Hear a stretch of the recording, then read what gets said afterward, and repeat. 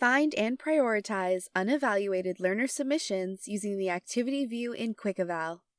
This tutorial shows how to complete evaluations using the activity view in Quick Eval. To begin, from Quick Eval, click Activities. Here, submissions are grouped by activity. Activities are a collection of user submissions organized by their respective titles and consist of discussions, assignments, and quizzes. Activities are visible in Quick Eval if there are unevaluated learner submissions or if not all learners have completed the activity. This allows you to easily identify how many new submissions have been made, how many learners have completed each activity, how many submissions you have evaluated, and evaluations with published feedback. Use Filter to filter results by activity name and, if applicable, by course. Hover over an activity. To view and evaluate submissions from within Quick Eval, click Evaluate All. The evaluation panel displays.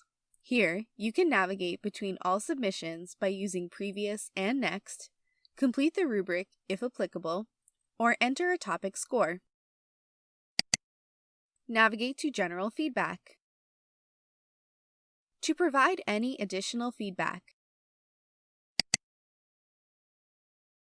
the learner submission is available for reference.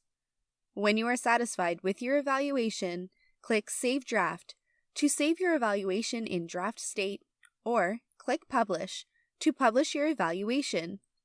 For this example, click Publish. Note: when evaluations have been published, the actions available to you become Update or Retract. To return to Quick Eval, click Back to Quick Eval. Hover over an activity and click More Actions.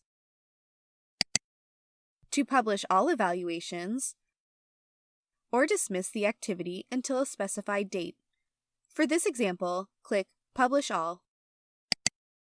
A confirmation message displays. Click Yes to continue.